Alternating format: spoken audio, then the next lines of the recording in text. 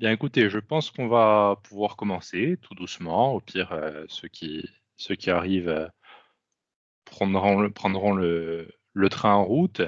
Donc déjà, bon, je voulais remercier bien entendu Marie-Françoise Salicetti de l'Université de Corse qui a organisé cette conférence avec le réseau Canopé qui a réussi à mettre ça en place. Bon, c'est une première et j'espère que ce sera un essai concluant. Quelques mots pour me présenter. Donc moi, je suis doctorant en histoire ancienne, en fin de thèse, en troisième année, à l'Université de Corse et à l'UMR LISA. Je travaille en histoire ancienne, donc sur la réception d'Alexandre le Grand à Rome. Euh, donc, je suis plutôt spécialiste d'histoire romaine. Ce soir, on va pas du tout parler de ça, hein. L'idée, c'était de faire quelque chose d'un peu plus léger, je dirais, hein, d'un peu plus accessible, et donc de prendre quelques productions télévisuelles et de voir comment l'Antiquité peut être représentée à la télé. Mais pas seulement à la télé puisque j'ai pas pu m'empêcher de rajouter Gladiator à la sélection, Gladiator qui est donc évidemment du cinéma, hein. Donc on prendra ces quatre productions, hein, Gladiator qui est l'exception, Rome qui est une série d'HBO, Spartacus et Barbarène qui est sorti sur Netflix tout récemment à la fin de l'année 2019. Euh, alors, je vais peut-être sembler parfois un peu tatillon, hein, mais l'idée, c'est pas de juger ces productions, hein, mais d'essayer vraiment de voir, de décrypter les représentations qu'elles transmettent. Euh, et ce qu'on va voir, notamment, hein, ce sur quoi je vais plus particulièrement insister, c'est qu'on nous présente souvent une antiquité qui est réinventée selon des prismes contemporains. Euh, mais il faudra garder à l'esprit que ce n'est propre ni à la télévision ni à notre époque, puisque l'Antiquité, elle est constamment réinventée depuis la période médiévale et même en fait depuis l'Antiquité elle-même, hein, dans l'art et dans la littérature. Alors j'espère que la technique suivra, mais concrètement, je vous propose qu'on regarde Ensuite, ensemble mercredi. quelques. Je vous propose Voilà. qu'on. Et elle repart en fait samedi matin. Il y a, Tu veux la croiser? il y a un micro-parasite. euh, Pardon. Oui, voilà. Donc, ce que je vous propose, c'est que on regarde ensemble quelques courts extraits, hein, de ces productions et qu'on les commente. Alors, pour des questions de droit, je me suis contenté des extraits qui étaient disponibles sur YouTube, hein. Je ne me suis pas risqué à faire des captures vidéo ailleurs et j'ai supputé que ce qui était déjà en ligne ne posait pas de problème vis-à-vis des droits de diffusion. Alors, je vous propose qu'on commence tout de suite, hein, par Gladiator, donc, qui est réalisé par Ridley Scott et qui est sorti en 2000. Le synopsis, pour ceux qui ne connaîtraient pas, c'est centré sur le personnage fictif de Maximus, qui est interprété par Russell Crowe, et qui est un général romain qui va se retrouver déchu, hein, en esclave et en gladiateur, et qui va chercher à se venger de l'empereur Commode qui a fait tuer sa famille dans le scénario fictionnel, hein. Le contexte historique, c'est donc celui de la fin du IIe siècle, hein, avec le règne de Marc Aurèle, l'empereur philosophe, puis de son fils Commode, l'empereur gladiateur. Pardon. Donc la première scène du film, c'est celle d'une bataille, enfin l'une des premières scènes, hein, c'est celle d'une bataille contre les Germains sur laquelle il y a déjà beaucoup de choses à dire. Alors j'espère que la vidéo marche pour tout le monde. Euh, mais voilà, déjà dans cette première scène, on est en plein dans la représentation du barbare désorganisé face à des Romains qui sont en rang, eux, et très organisés, un peu dans une sorte d'opposition d'ordre face au désordre. Ce qu'on voit aussi au moment où ça coupe sur l'image qui est à l'écran, c'est l'empereur Marc Aurèle avec une capuche, hein. Alors ok, c'est la Germanie, c'est l'hiver, ça caille, et donc on a dû se dire qu'il allait mettre sa capuche pour se réchauffer, hein, le pauvre Marc Aurèle, hein, qui en plus est assez âgé. Le problème, c'est que lorsqu'un personnage public, a fortiori l'empereur, est représenté la tête couverte, hein, généralement, c'est qu'il accomplit un rituel religieux. Ce que ne fait pas Marc Aurèle dans cette scène, hein, ou qu'il veut mettre en avant une charge religieuse. Par exemple, quand César devient grand pontife, donc il émet une monnaie où il apparaît la tête couverte pour mettre en avant sa charge de grand pontife, de chef de la religion en quelque sorte. Donc Marc Aurèle, il aurait pu avoir la tête couverte dans le cadre d'une prise d'hospice avant la bataille, par exemple, mais on voit bien ici que ce n'est pas le cas. Deuxième scène. Alors là, dans cette deuxième scène, on est toujours sur la première bataille de Gladiator et on tient là une belle projection du contemporain sur l'Antiquité. On voit en effet la bataille qui s'engage avec un véritable tir de barrage, hein, des archers et surtout de l'artillerie. Donc des Romains sur les Germains, hein, qui sont à l'orée de la forêt. Ça renvoie en fait à une conception qui est très moderne de la guerre et à un rôle de l'artillerie où on va pilonner l'adversaire avant que le combat ne s'engage, hein. On a un peu l'impression de voir la bataille de Verdun ou des bombardements de la Seconde Guerre mondiale. Alors que dans l'Antiquité, hein, en règle générale, bon, quand on parle de l'Antiquité, c'est évidemment une période qui s'étale sur plus d'un millénaire, hein, mais en règle générale, euh, l'artillerie, elle va surtout être utilisée dans la polio-hersétique, hein, c'est-à-dire dans l'art du siège des cités ou des camps fortifiés, et de manière très très marginale dans les batailles rangées.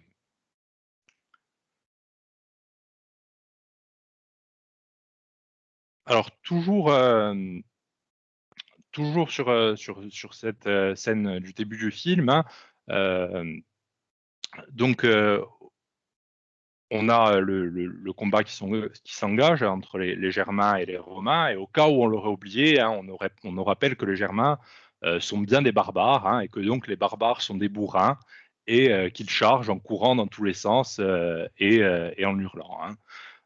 Autre petit problème de cette scène, hein, c'est assez fugace, mais on voit que des légionnaires ont encore leur pila à la main alors qu'ils sont au contact, hein.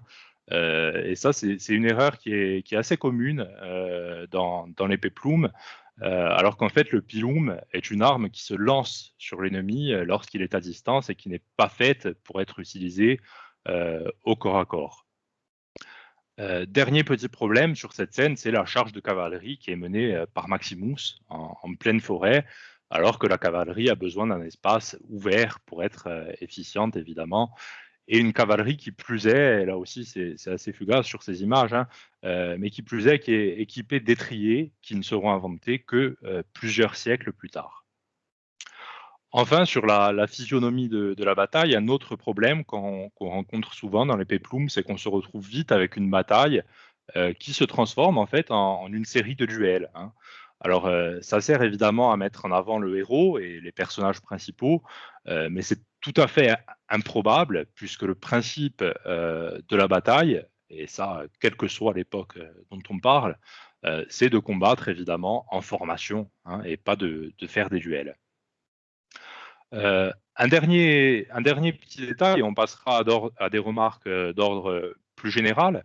On va parler un tout petit peu, j'espère ne pas être trop embêtant avec ça, mais un tout petit peu d'onomastique latine. Vous savez que tous les citoyens romains portent le tria nomina, hein, c'est-à-dire le prénom, le nom et le surnom. C'est la marque de la citoyenneté romaine. Par exemple, le fameux Jules César, hein, son vrai nom entier, c'est Caius, qui est donc son prénom, Iulius, qui est son nom, et Caesar, qui est son surnom. Donc Jules n'est pas son prénom et César son nom de famille. Donc dans une scène au demeurant plutôt sympathique, hein, on a Maximus qui se retrouve face à Commode dans le Colisée et lui révèle son identité en disant My name is Maximus Decimus Meridius. Alors on sent là qu'on a voulu donner une touche d'authenticité en nous mettant un beau trianomina, sauf que la liste des prénoms latins est en fait très réduite, moins d'une vingtaine, et que Maximus n'en fait pas du tout partie. Donc Maximus ne peut pas être un prénom. Il faudrait remettre tout ça dans l'ordre et appeler ce personnage, par exemple, Decimus, qui est bien un prénom. Bon, Maximus peut être un surnom, et éventuellement Meridius, pourquoi pas un nom gentilice. Bon, je vous accorde que ça relève plus de l'anecdote que d'autres choses.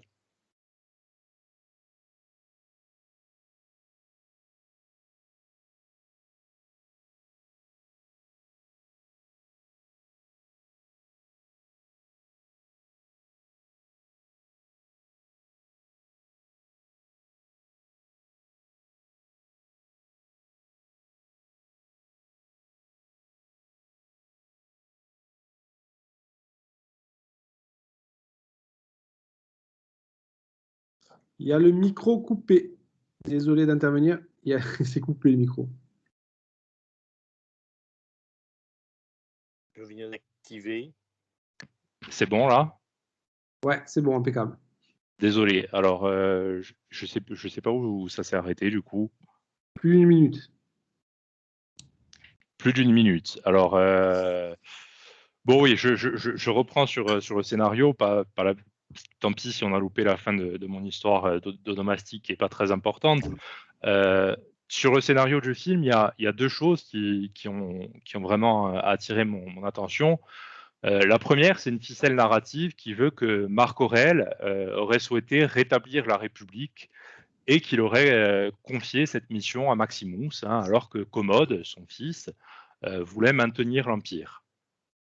On est bien entendu là dans le domaine de la fiction, mais aussi un peu de l'anachronisme, parce que la distinction entre Empire et République, en tant que régime politique, c'est une construction qui, en fait, est bien plus tardive.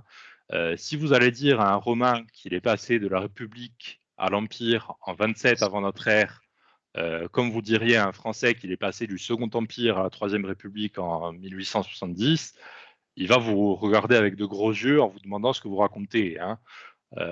Pour préciser, les Romains eux-mêmes vont bien entendu parler d'un imperio populi Romani, d'un empire du peuple romain, et ils vont bien entendu être conscients de vivre des changements politiques importants à la fin du 1er siècle avant notre ère. Mais cet imperio populi Romani, il a avant tout un sens territorial et non politique.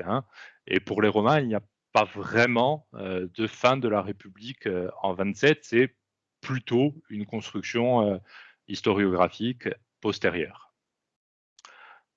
La deuxième chose qui doit attirer notre attention, c'est la présentation de Commode comme un despote sanguinaire. Alors effectivement, c'est en partie la façon dont les sources littéraires antiques le présentent. Mais il faut garder à l'esprit que ces sources, elles sont partielles, c'est-à-dire qu'elles ont souvent une origine sénatoriale, qu'elles ont été écrites par des sénateurs qui ont une large tendance à présenter les empereurs qui ont voulu réduire les pouvoirs du Sénat comme des monstres auxquels ils prêtaient tous les vices et tous les défauts possibles, avec une dichotomie très importante entre d'un côté les mauvais empereurs qui ont donc voulu réduire les pouvoirs du Sénat et d'un autre côté les bons empereurs qui ont respecté la répartition du pouvoir entre la figure de l'empereur et le Sénat. Donc on a une présentation de Commode qui est certes fidèle aux sources, mais qui n'est pas nuancée avec un certain recul historique.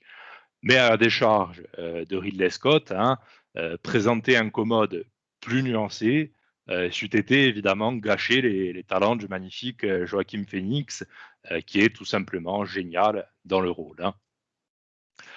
Donc, si on suit l'ordre de sortie, on arrive à la série Rome, qui a été diffusée sur HBO entre 2005 et 2007. Et on suit cette fois deux personnages semi-fictifs Titus Pulo et Lucius Vorenus, qui sont cités par César dans ses commentaires sur la guerre des Gaules. Hein. C'est pour ça qu'ils sont semi-fictifs. Hein. On ne sait rien d'eux et c'est la série qui va développer les personnages en les mêlant aux intrigues des crises de la fin de la République, du franchissement du Rubicon par César, jusqu'à la guerre civile entre Marc-Antoine et Octave.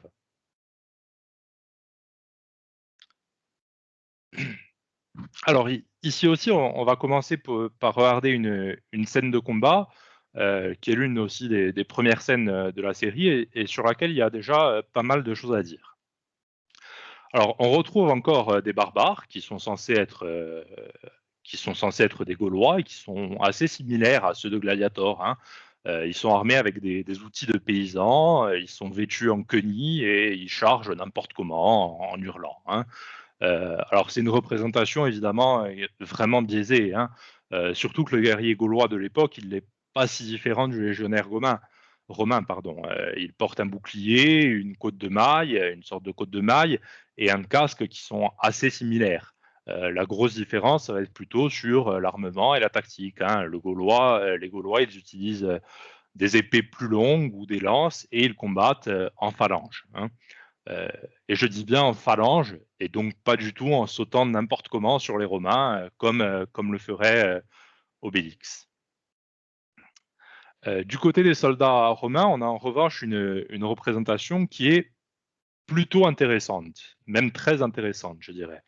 Hein, la première chose, c'est qu'on a des côtes de mailles et pas des lorica segmentate qu'on voit dans de nombreux péplums. Hein, donc vous savez, c'est l'armure, la fameuse armure segmentée qui, par exemple, équipe les légionnaires d'Astérix et Obélix. Le casque est plutôt correct, hein, bien que plus tardif. C'est important aussi, les tuniques ne sont pas teintes. Hein. Souvent, on voit des légionnaires romains avec des tuniques teintes en rouge, ce qui est une aberration, puisque une tunique, ça coûterait très cher et ce serait très compliqué de la teindre. Donc, évidemment, les tuniques, elles ont une couleur naturelle. La représentation, le seul problème, pardon, sur l'équipement, c'est le bouclier qui est beaucoup trop petit, hein, mais on le verra mieux sur d'autres scènes. La représentation de l'aspect tactique du combat côté Légion, elle est aussi vraiment intéressante. Hein. On voit bien les lignes, les lignes qui permutent lorsque le centurion en donne l'ordre, notamment. Hein. Alors, je ne sais plus trop où c'est pas grave. Et surtout, au-delà de l'aspect des lignes qui permutent, on nous montre bien avec Titus Pulo, qui est donc un des héros de l'intrigue qui sort du rang, que le combat hors formation, c'est un combat qui est exceptionnel et anormal. Hein. On ne quitte pas la formation. Alors, dans la saison 2, la série, elle a explosé le budget, notamment pour proposer une bataille de Philippe qui se déroule en 42 entre les héritiers de César, Octave et Marc-Antoine, d'un côté, et les césaricides, Brutus et Cassius, de l'autre côté, donc une bataille entre Romains, hein, dans le cadre de la guerre civile. Là aussi, on a des choses assez intéressantes. Hein. On voit bien notamment le principe du triplex acquiesce, hein, où l'on ménage des espaces entre les unités tactiques, hein, au détail près que sur cette représentation, les unités tactiques doivent, à vue de nez, être des centuries de 80 hommes, alors qu'à cette époque-là, c'est plutôt censé être des cohortes de 5 à 600 hommes. Alors après, on retrouve toujours un de ces problèmes qui sont inhérents au péplum. Voilà, c'est cette scène-là, hein, où on part d'un beau combat en formation, hein, qui correspond plutôt bien à ce qu'on sait de la physionomie de la bataille, à une bataille qui se transforme subitement en une série de duels qui sont complètement anachroniques. Hein. Alors, au-delà de cet aspect-là, de cet aspect militaire, la série elle est aussi intéressante car elle nous montre des choses qu'on n'avait pas forcément l'habitude de voir dans les péplums. Par exemple, dans les décors qui ont été créés à Cinecittà, on ne voit pas que la Rome immaculée et faite de marbre qu'on a l'habitude de voir, mais aussi les bas quartiers du prolétariat urbain. On nous montre aussi les dessous, certains dessous de l'arène politique avec les collèges, c'est ce qu'on voit dans cette scène-là, qui sont des organisations corporatistes à mi-chemin, pour énormément simplifier, à mi-chemin entre un syndicat et un gang, dont le contrôle est un enjeu assez important dans les luttes d'influence politique. Et d'ailleurs, un des personnages principaux qu'on voit à l'écran là, Titus Poulo, va prendre la tête d'un de ses collèges. En revanche, on va retrouver un schéma assez similaire à celui de Gladiator, avec Commode pour ce qui est de la représentation de Marc-Antoine. Donc, pour rappel, il a perdu la guerre civile contre Octave, qui va devenir Auguste, et la quasi-totalité des sources littéraires lui sont défavorables. Elles sont favorables à Auguste et défavorables à Marc-Antoine. Elles vont le dépeindre comme un dépravé et surtout comme un homme qui aurait subi une sorte de dégénérescence orientale au contact de Cléopâtre, en étant complètement ensorcelé par elle et en dévoyant les vertus romaines.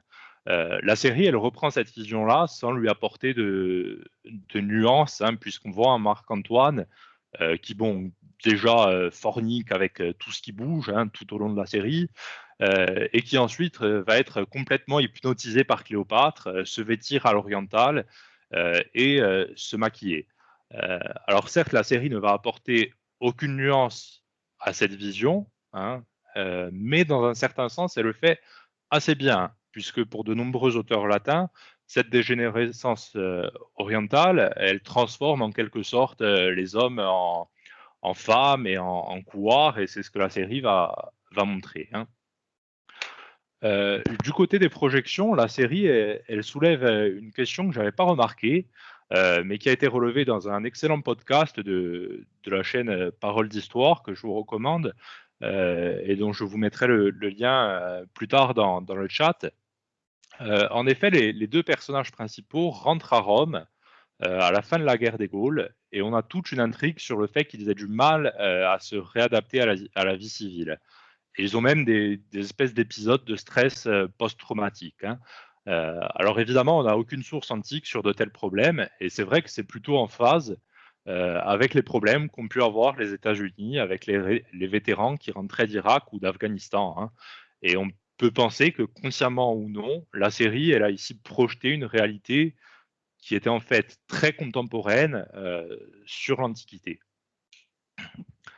Alors, je m'en suis rendu compte à la préparation, et je m'en suis rendu compte maintenant aussi que l'heure avance, que j'avais peut-être été assez ambitieux en voulant aborder ces 4 productions, et je passerai donc un peu plus rapidement sur Spartacus et Barbarène, et on pourra en parler un peu plus si vous voulez dans le temps d'échange qui suit. Sur Spartacus, il y a aussi pas mal de choses à dire. La première, c'est que la série s'appuie quand même pas mal sur le film homonyme de Stanley Kubrick, qui est sorti en 1960. Et ce qui m'a le plus marqué, que ce soit dans la série ou dans le film, ce sont en fait les motivations prêtées à Spartacus. Alors que les gauches de la fin du 19e siècle et jusqu'à la première moitié du XXe siècle, voire plus longtemps en Union soviétique, de Marx à Rosa Luxembourg, vont faire de Spartacus un proto-révolutionnaire socialiste. Les États-Unis vont en faire un héros hollywoodien. C'est-à-dire que Spartacus ne va plus être motivé par la révolution, par une sorte de projet collectif et politique, mais par l'amour. Dans les deux cas, le film et la série, c'est une histoire d'amour qui est vraiment l'élément déclencheur de la révolte. Donc c'est pas seulement une ficelle scénaristique pour étayer un peu le contenu, hein, mais c'est vraiment la motivation centrale qui est prêtée à Spartacus. Alors pour parler quand même un peu des gladiateurs, même si je suis pas du tout spécialiste et je ne saurais pas vous dire par exemple si les équipements sont plus ou moins fidèles, ce qui est marquant dans la série, c'est l'extrême surreprésentation de la mort. Dans la série, la quasi-totalité des combats de gladiateurs se soldent par une mise à mort, et ça colle évidemment pas du tout avec une réalité historique, mais alors là, très pragmatique, hein, euh, qui est que entraîner un gladiateur, c'est très onéreux, et les vies des gladiateurs sont donc aussi très précieuses, hein.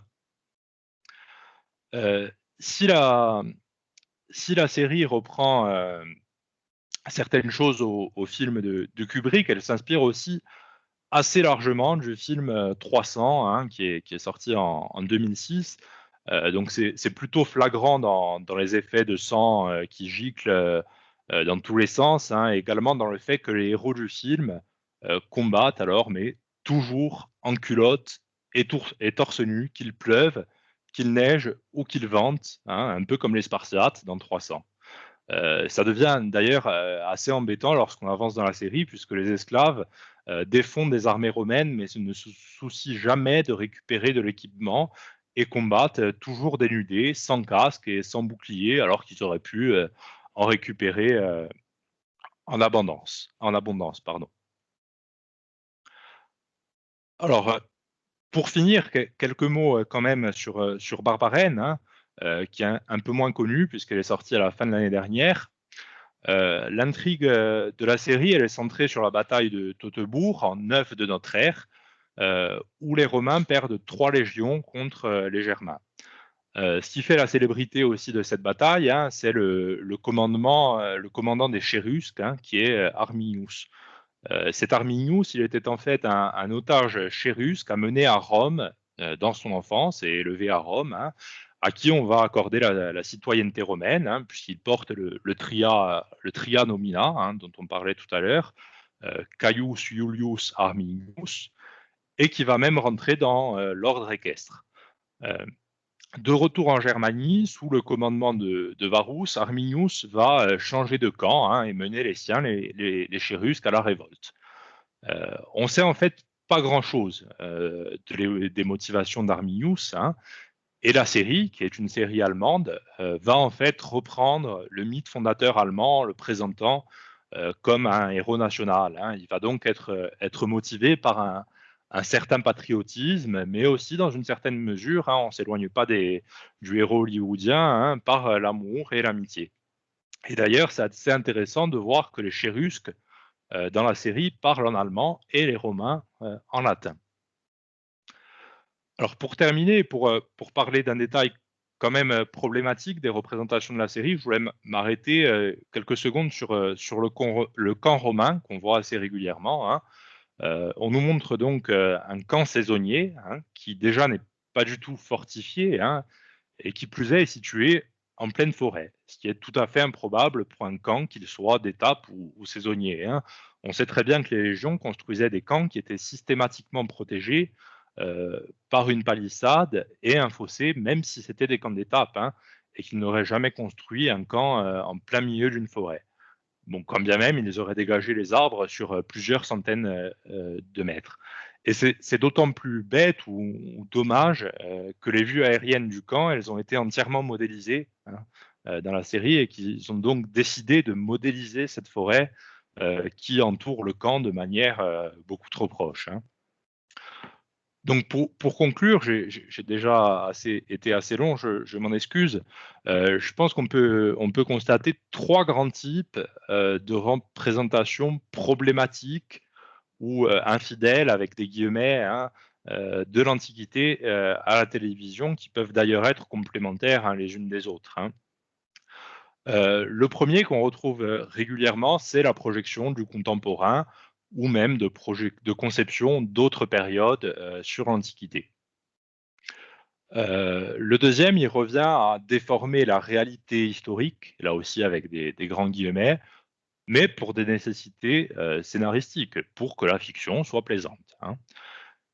Et enfin, le troisième, c'est celui des erreurs que je qualifierais d'inutiles, car elles n'apportent rien au scénario. Typiquement, le mauvais camp romain de Barbarène. Mais il faudrait surtout pas qualifier ces erreurs de très graves ou que sais-je. Il faut surtout pas être excessif en ce sens. Alors, elles sont un peu graves parce que quand on n'a pas consulté les sources ou des travaux historiques sérieux sur une question, la représentation qu'on va s'en faire va être celle de ces fictions. Et les exemples les plus significatifs, c'est le salut romain, donc, qui a été repris par, par les fascistes en Italie et qui n'est attesté par aucune source textuelle ou iconographique et qui a été popularisé par le tableau de Jacques-Louis David. Et même chose, par exemple, pour le pollice verso, le pouce baissé dans les combats de gladiateurs, qui lui a été popularisé par un tableau homonyme de Jérôme. Mais justement, ces séries et ces films, c'est bien des fictions et elles n'ont pas de prétention documentaire. Donc, c'est largement pardonnable. En revanche, et je fais là une petite digression, c'est beaucoup plus grave lorsque l'on retrouve de telles erreurs ou imprécisions dans des productions télévisuelles qui, elles, ont une prétention documentaire. Je pense notamment à la série documentaire de Netflix Roman Empire, qui fait cohabiter des commentaires d'historiens sérieux avec une voix off qui parfois dit des bêtises et des reconstitutions qui ne collent pas du tout avec nos connaissances. Plus proche de nous, on peut aussi citer le documentaire de Stéphane Bern sur Néron. Là aussi, on fait intervenir des historiens très sérieux, mais il n'y a finalement que peu de nuances. Néron est un monstre. Et il y a aussi donc, ce genre d'image que vous voyez à l'écran, donc entre un Néron bodybuildé à la testostérone et un garde avec une cuirasse en plastique trouvée dans la boutique de déguisement du coin. Je ne sais même pas si c'est nécessaire de commenter. Je voulais finir sur une anecdote qui me semble assez révélatrice, qui est rapportée par Jean-Noël Castorio dans son ouvrage Rome réinventé.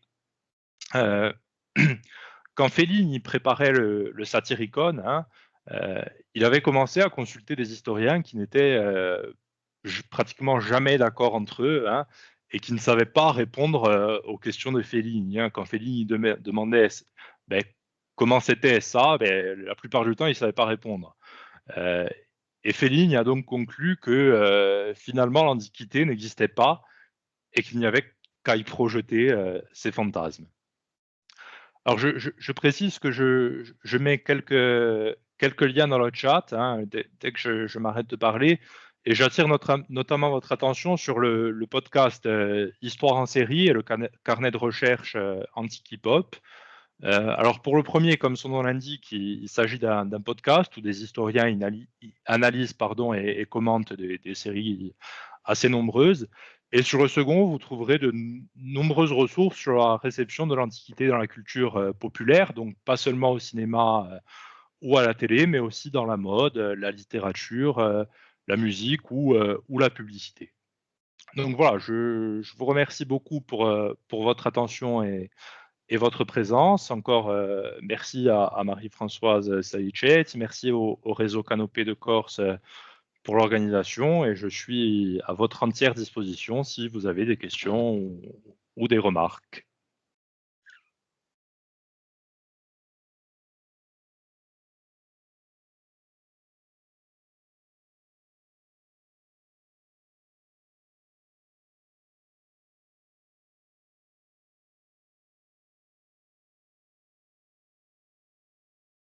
On va laisser la parole à Kevin.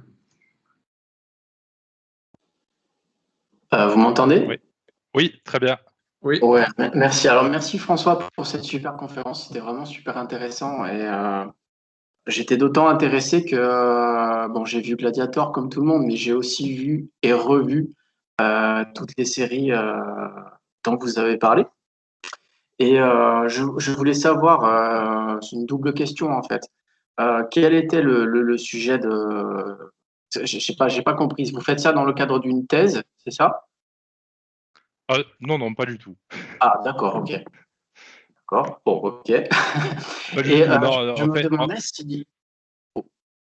oui, pardon, allez-y, finissez, je répondrai après. Ouais, je voulais savoir si vous vous étiez intéressé aussi au traitement, c'est un peu plus ancien, mais de la guerre de Troie, dans le même genre de médias, on va dire. Il y a eu pas mal de films et puis de séries aussi, notamment une espèce d'horreur de série qui est sortie sur Netflix il n'y a pas très longtemps. Et voilà, je voulais savoir si éventuellement vous aviez envisagé de faire ce type de commentaire aussi pour ce conflit un petit peu plus ancien. Alors, pour répondre à la question, non, je ne fais pas du tout ça dans le cadre d'une thèse. Hein. Moi, ce que je disais au début, vous n'aviez pas peut-être encore rejoint. Non, Dans le j'étais cadre un petit de dans le cadre son. de ma thèse, je travaille sur la réception d'Alexandre le Grand à Rome, hein, des origines de la question au tout début du Principat.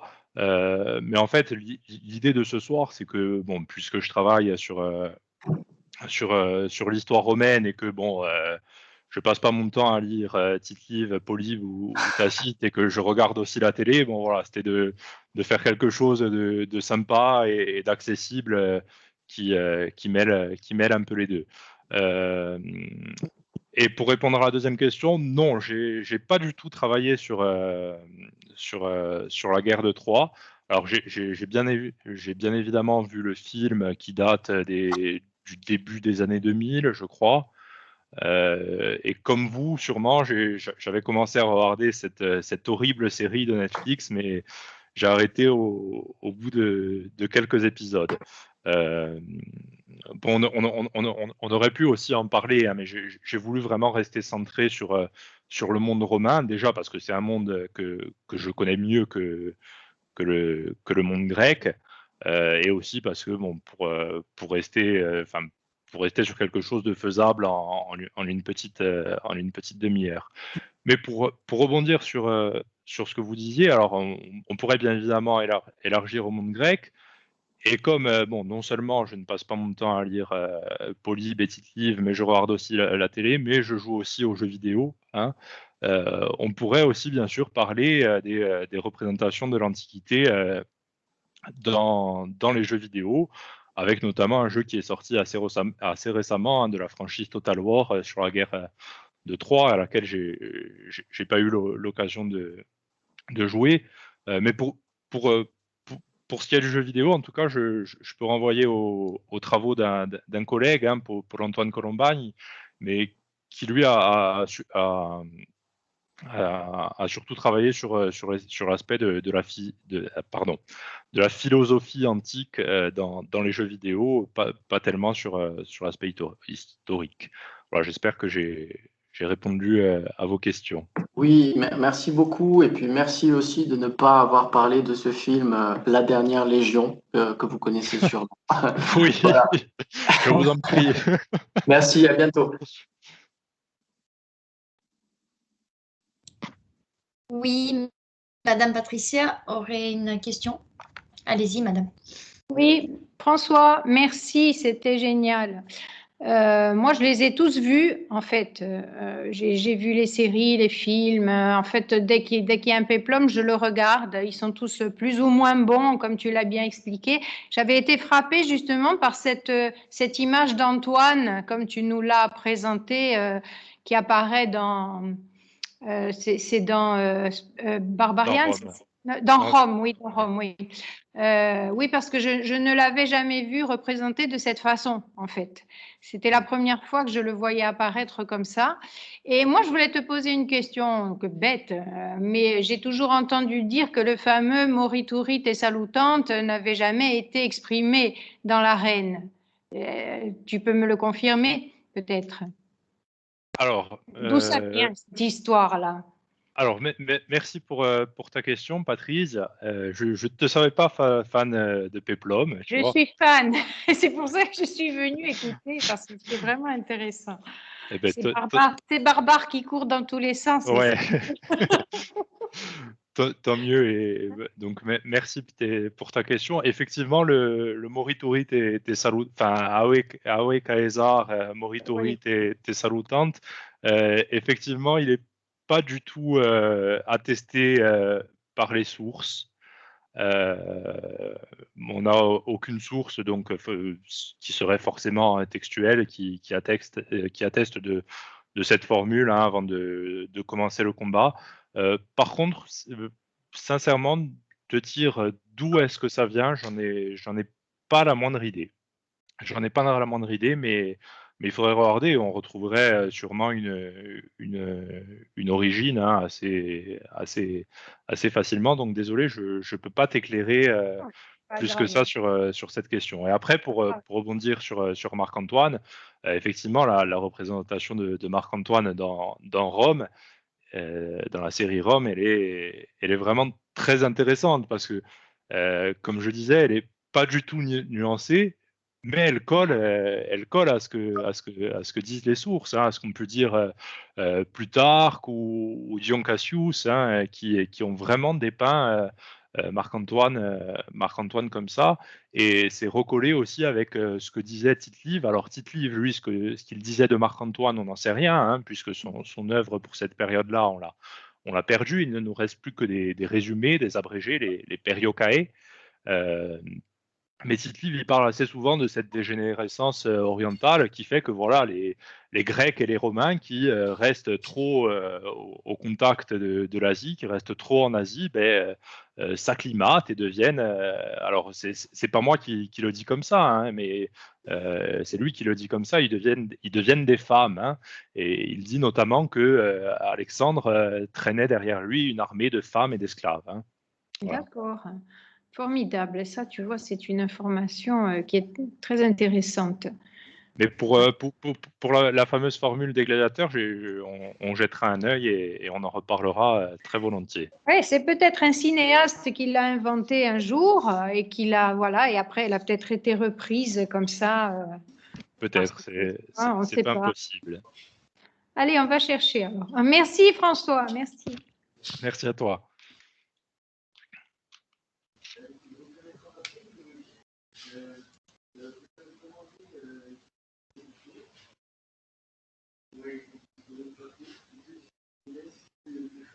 Oui, alors je ne sais pas s'il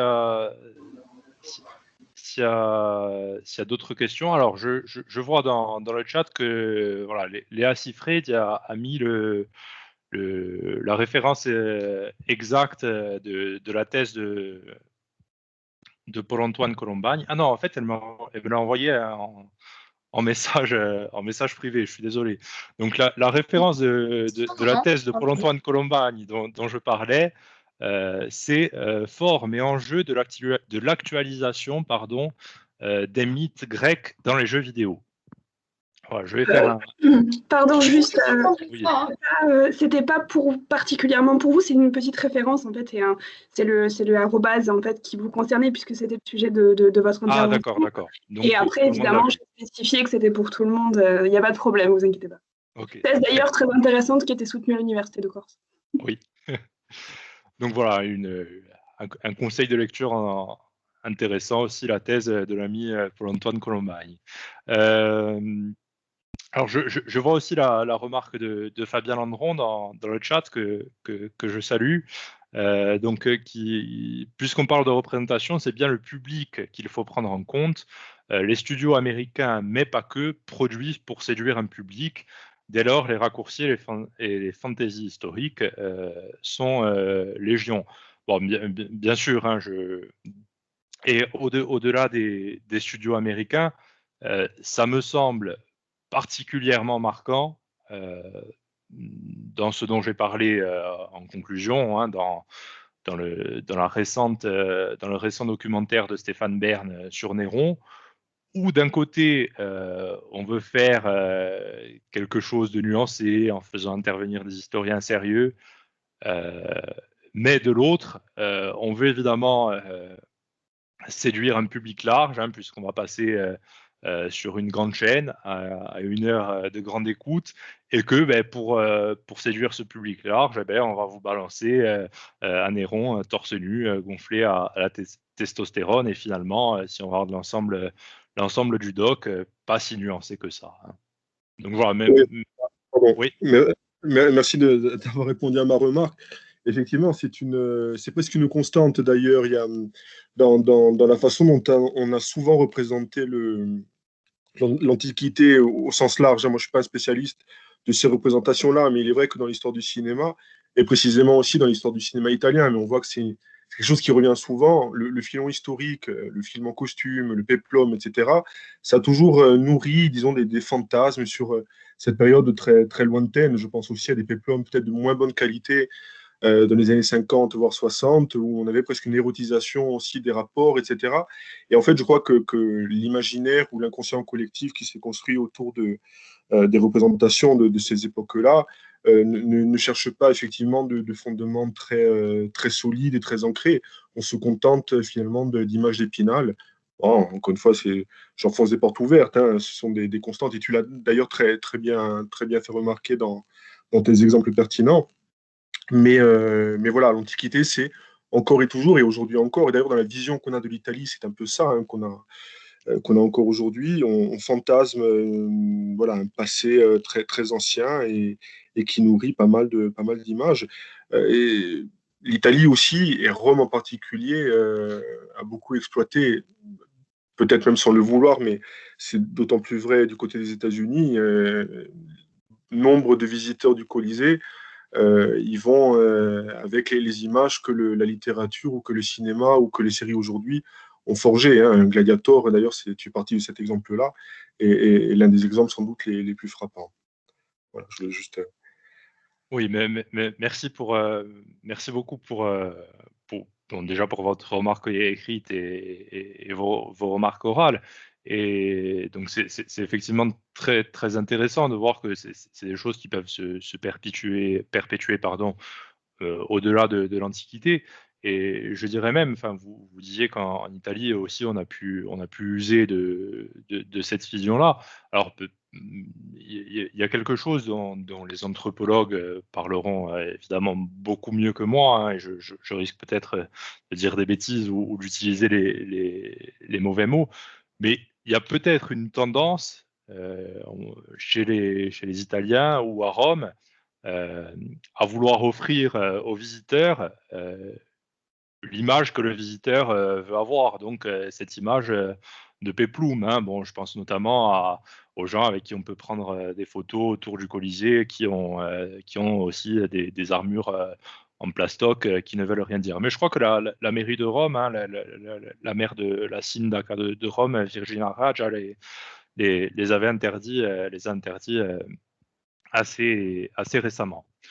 Alors, je ne sais pas s'il y a d'autres questions, peut-être. Oui, Léa, allez-y. Oui, c'est juste pour revenir sur ce qui vient d'être dit, que je trouve très intéressant et je trouve que ça entre pour le coup extrêmement bien dans le débat. Moi, je voudrais rebondir sur une remarque qui a été faite par Monsieur Landron, je crois que c'était vous qui interveniez avant Monsieur Santone, sur l'industrie du cinéma des années 50, 60, même 70, qui s'est accaparée justement de ce sujet du péplum. D'ailleurs, c'est très bien détaillé dans votre discours, Monsieur Santone, et je vous remercie d'ailleurs d'avoir fait des parallélismes avec ce type de cinéma. On ne peut pas s'empêcher en fait de penser à Elizabeth Taylor, qui a été vraiment, je dirais, la personnalité qui va incarner le fantasme de l'Antiquité dans le cinéma représentatif en fait de l'Antiquité romaine, de la Cléopâtre absolue, la Cléopâtre d'une beauté assourdissante, d'une beauté qui va enivrer justement. Et vous parliez de la folie orientaliste, et je trouve que pour le coup le cinéma américain, en tout cas de cette période-là, parce que c'est un film, en tout cas le Cléopâtre d'Elizabeth Taylor de 63 a marqué les esprits dans son esthétique, qui aujourd'hui essaye d'être, excusez-moi si je risque de blesser des cinéphiles, mais qui aujourd'hui me semble être copié par de nombreux films et de nombreuses actrices. Donc je trouve que Au contraire, on s'est approprié une vue et une vision que nous a apporté l'histoire de l'art justement sur cette antiquité fantasmée et sublimée par je dirais la technologie que l'on trouve aujourd'hui, notamment en matière de cinéma, de reconstitution et de choix orientés sur une esthétique absolue. Ce qui est d'ailleurs, et je pense que vous le confirmerez, Monsieur Santogne, qui était justement le désir de représenter dans l'Antiquité les moments phares de la vie quotidienne, notamment les batailles. Dans 300, l'esthétique est quand même présente, au-delà du sang, au-delà de la violence. Il y a une esthétique dans le combat qui est représentée sur en tout cas sur les décors antiques, je pense à Pompéi, je pense à Rome aussi sur les sites antiques. On a toujours cette espèce de référence à l'esthétique qui aujourd'hui est exploitée par la caméra, par la photographie également. Et voilà, moi je ne peux pas m'empêcher de penser à Elizabeth Taylor en pensant à ces femmes, notamment dans Gladiator. Je veux dire, la compagne de Maximo, c'est absolument fantastique. Elle fait justement référence un petit peu à ce décor qu'avait placé Elizabeth Taylor. Enfin, je ne sais pas ce que vous en pensez, mais moi je pense qu'il y a quand même cette idée de décor esthétique qui fait carrément référence à ce que l'on pouvait trouver en tout cas dans l'Antiquité. Alors, merci beaucoup pour vos remarques, pour vos nombreuses et pertinentes remarques. Alors oui, ce qui est intéressant, effectivement, c'est que l'Antiquité qu'on va représenter aujourd'hui au cinéma ou à la télé, elle peut être aussi un peu ou très influencée par ces péplums des années 50, 60, évidemment par Elizabeth Taylor en Cléopâtre. Et effectivement, vous avez raison quand vous parlez d'esthétique. On se représente souvent l'Antiquité comme finalement une époque d'esthète, hein, où tout est beau, où tout est magnifique, où tous les corps sont magnifiquement sculptés. Et voilà, et c'est sur ce point-là aussi que Fellini avait un peu raison, je pense, quand il disait que finalement l'Antiquité, c'est une époque, que l'Antiquité n'existe pas et que finalement c'est une époque sur laquelle on projette tout simplement nos fantasmes. Voilà, c'est la réflexion que m'inspiraient vos précieuses remarques pour lesquelles je vous remercie. Si je peux juste ajouter une petite chose. Oui. Si vous commencez à me brancher sur le cinéma, je peux tenir pendant des heures. Oui, je m'en doute. Mais, plus que moi. Mais c'est vrai je crois qu'on peut observer deux tendances. Il y a effectivement cette remarque très, très, très pertinente sur Elizabeth Taylor, Cléopâtre. On a une idée du beau, du fastueux, etc., qui est vraiment une tendance qui remonte de toute façon à des influences même plus lointaines. Moi, j'ai en tête notamment le Cabiria de Giovanni Pastrone, qui est aussi sur une film Fleuve de 1914. Donc, absolument, fantastique, tout à fait. Ouais, qui reprend vraiment une idée de quelque chose de gigantesque. Bon, je pense au décor, je pense aux effets spéciaux, etc. pour l'époque, pour un film qui avait vraiment fait date. Et du coup, je crois que l'imaginaire collectif un peu plus récent a puisé, consciemment ou non, dans ces représentations-là. Et puis, on a aussi une tendance, et c'est ce qu'a montré François, une tendance à une représentation peut-être plus crue, plus brute, plus bestiale, plus animale, plus minérale, plus terrienne. Les scènes de combat, effectivement, d'hommes dénudés, etc., c'est des choses qui reviennent souvent, notamment depuis 300. On a là, pour le coup, une vision peut-être fantasmée, au sens peut-être plus charnel du terme, et plus corporel en tout cas. Et puis je pense aussi à un film qui est sorti récemment en Italie, qu'on avait proposé aussi dans le cadre des festivals du film italien d'Ajaccio, qui s'appelle Primore, oui. Qui est le film sur l'histoire de Romulus et Rémus, et qui était une façon pour les Italiens, avec Matteo Rovere à la réalisation, et Alessandro Borghi notamment dans le rôle d'un des deux frères. On a une reconstitution qui se veut authentique, donc parlée en proto-latin, etc., qui se veut une reconstitution authentique du mythe de Romulus et Rémus. et cette authenticité, elle se traduit à l'écran par quelque chose de très animal et de très dépouillé, de très boueux, de très sombre, et de violent et de cru. Et donc, du coup, on a un peu cette opposition entre ce qu'on disait, hein, cette réalité fantasmée, je dirais, fastueuse et belle de l'Antiquité au sens large, hein, je dis bien sûr, hein, et une autre qui est beaucoup plus corporelle et beaucoup plus brute en tout cas, bien que travaillée, hein, évidemment, mais on a un peu cette dichotomie qui est intéressante, hein, dans l'étude des représentations d'Antiquité. Et je Alors m'arrête.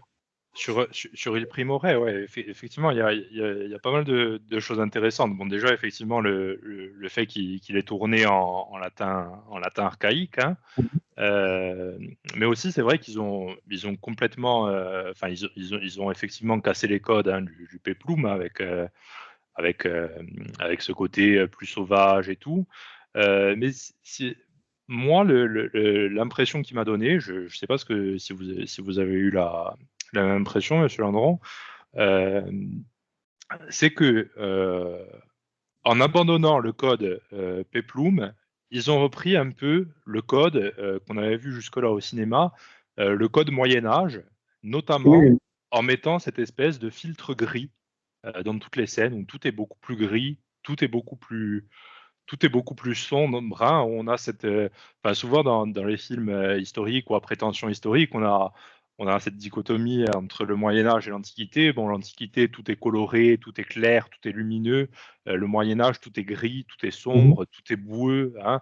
Bon, c'est un bien peu sûr. le fameux filtre Mexico, hein, où dès qu'on a un film qui montre Mexico, ben, l'image devient jaune, quoi. Mhm. Et enfin, voilà, j'ai l'impression qu'en voulant casser le code du Peplum, il Primore s'est un peu laissé avoir en tombant dans le code cinématographique Moyen Âge. Voilà. Je pense ce Oui, que vous en après, pensez.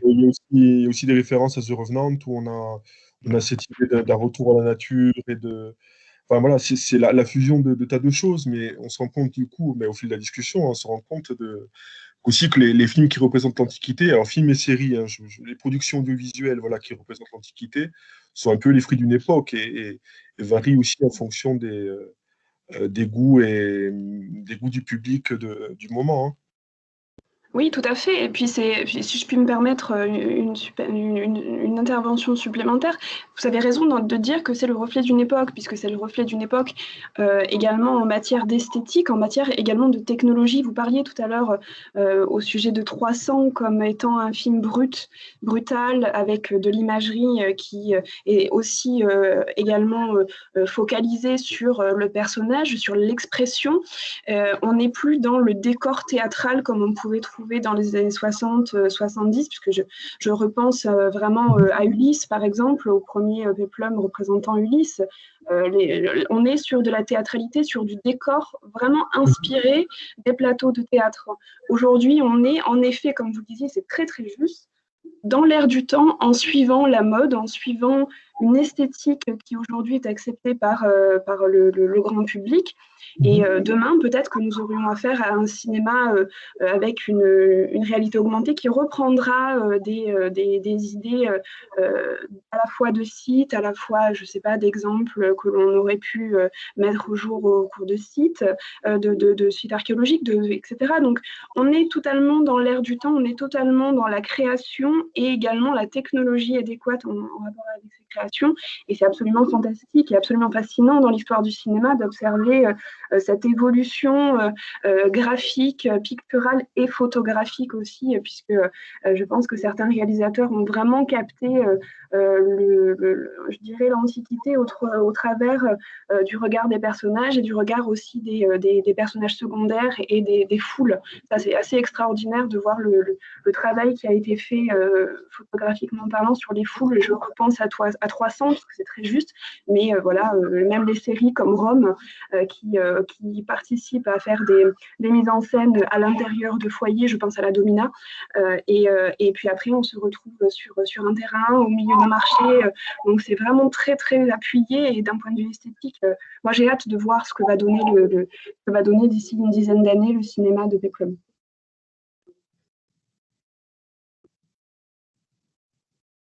Alors, je suis moins initié à cette question, mais Je suis a priori tout à fait d'accord et je ne vois rien à y ajouter à votre propos. Sachant que que la vision qui est proposée aujourd'hui, du côté d'Italie, il n'y a pas grand-chose, hein. Dans ce domaine-là, Il Primore est apparu un peu comme un ovni dans la production cinématographique ultra contemporaine, avec un parti pris vraiment de revisiter l'idée du peplum, avec donc d'autres clés totalement contemporaines, on en a déjà parlé.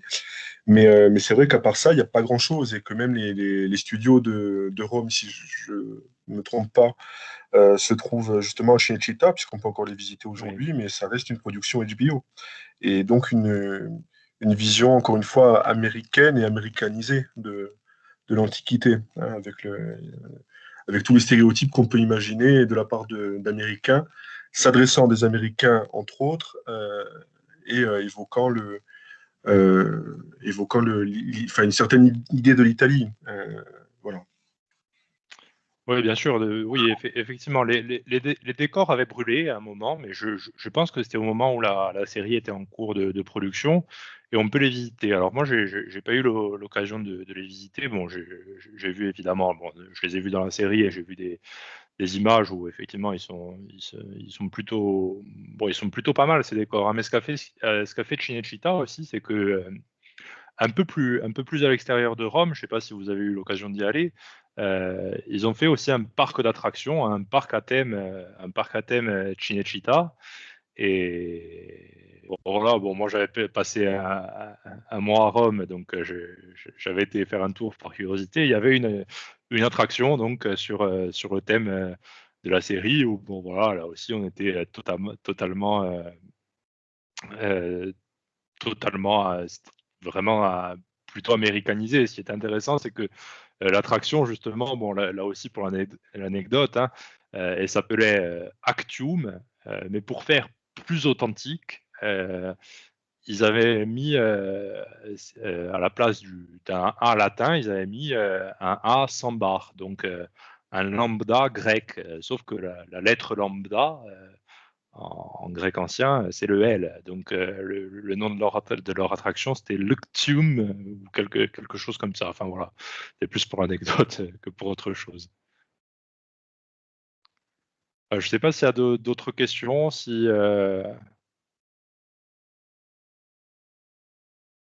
peut-être Marc-Antoine Mar ou Marie-Françoise Salichet, si vous voulez dire un mot en conclusion, ou si je conclus moi-même, ou si on a une autre question, ou remarque évidemment.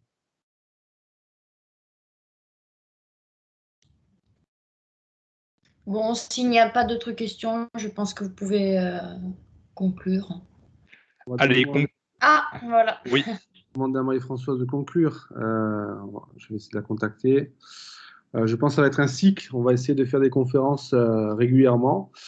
Donc, M. Santone a inauguré la première session.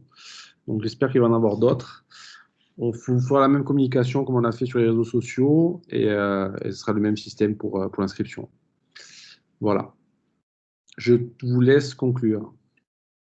Bon, en tout cas, merci. Bon, encore une fois, merci bien sûr au réseau Canopé, à Marc-Antoine Mar et à Marie-Françoise Salicetti pour l'organisation. La technique a suivi, même très bien suivi, je trouve.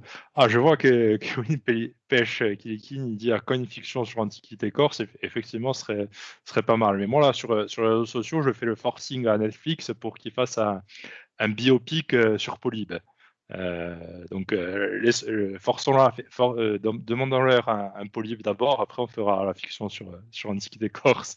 Voilà, en tout cas, encore merci à tous, merci à tous les participants, merci aussi pour vos questions et vos remarques qui étaient toutes plus pertinentes les unes que les autres. Bon, voilà, moi, je me suis régalé. J'espère que vous aussi. Et je vous dis à bientôt ou à un de ces jours. Au revoir.